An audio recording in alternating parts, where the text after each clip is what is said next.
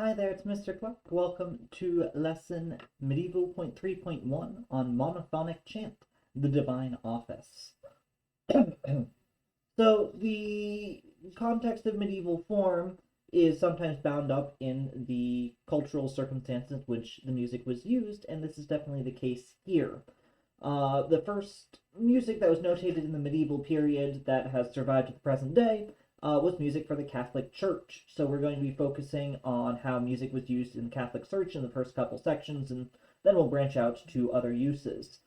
So in the early Catholic Church, one of the main uses of music was for the divine office, which was sung by monks and nuns so that they could get through the entire book of Psalms every week, singing through it. There are 150 psalms in the book of Psalms, psalms being songs, so this adds up to a lot of singing, 8 times every day, sometimes for hours at a time.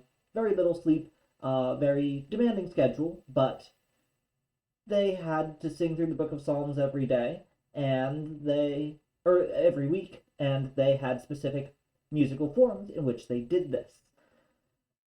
The text of the Psalms stays the same every week of the year, but they would add antiphons to them in order to contextualize them for the present place in the church calendar. These antiphons are given in a book that is today known as the Liber Usualis and would have been committed to memory before notation developed.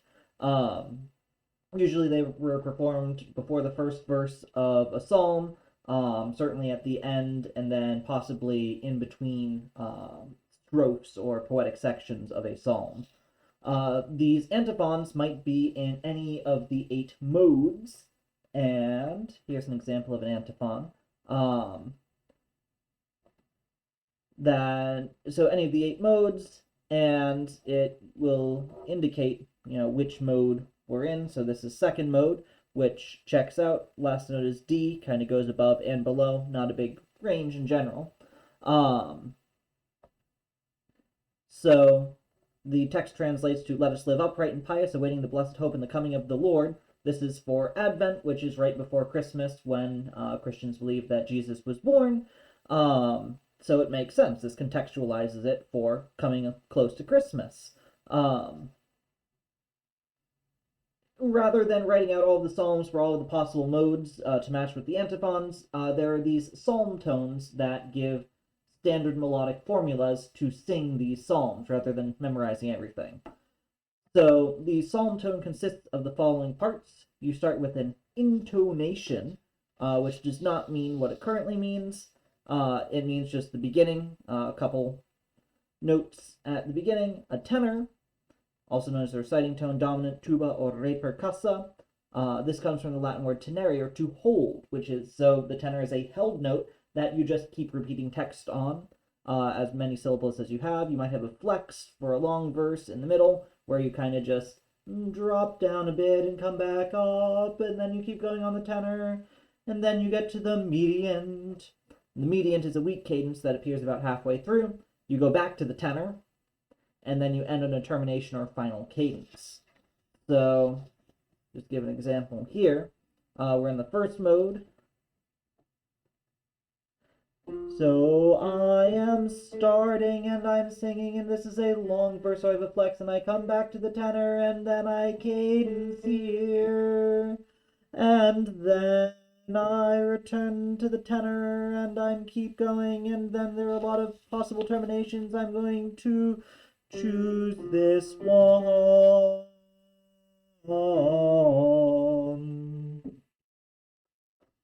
So we'll talk about that in a little bit.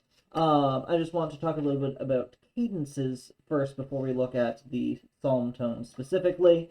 So these all come from the Liber Usualis, and the way that the Liber Usualis, the modern edition, marks them is it shows the accent with these little marks. So a cadence might have one accent, or it might have 2 accents. In either case, there might be 1 or 2 syllables after the accent.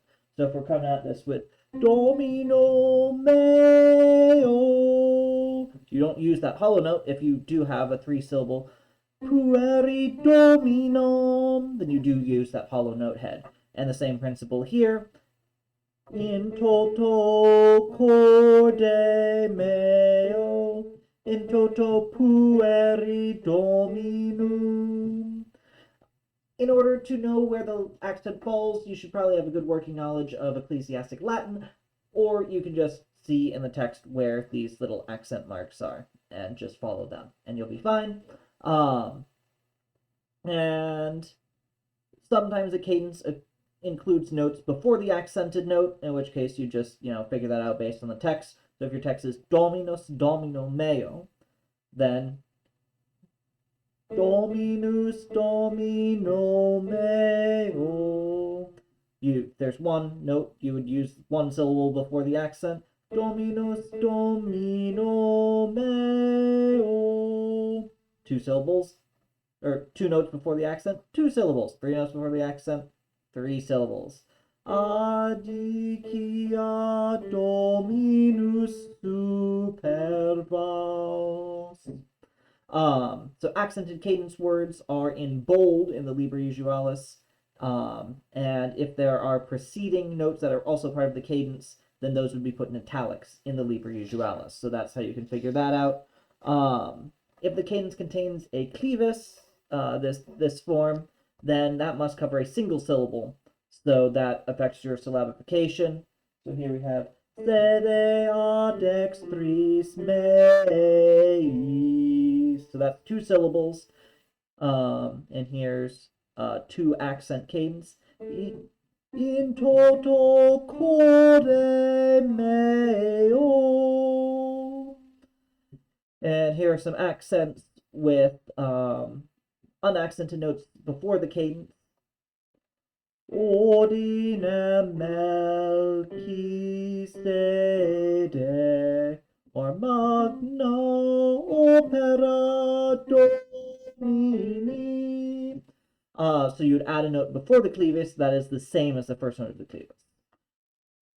So for each mode, there is a standard psalm tone, a standard formula that gives you your initiation, your tenor, and your optional flex, your median, and your tenor, and then sometimes we'll have an option of terminations depending on where the antiphon goes to, or starts from.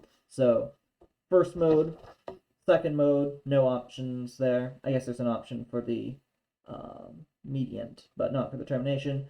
Third mode, fourth mode, I'll let you look at these on your own. I'm not going to talk too much about them. You can read.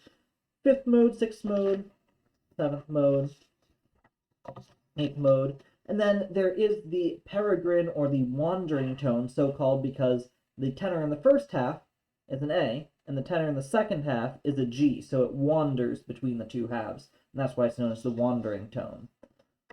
So what you're going to do is take a psalm, given an antiphon, and figure out how to express the psalm given these formulas. So you're going to work with these, and I will see you next time.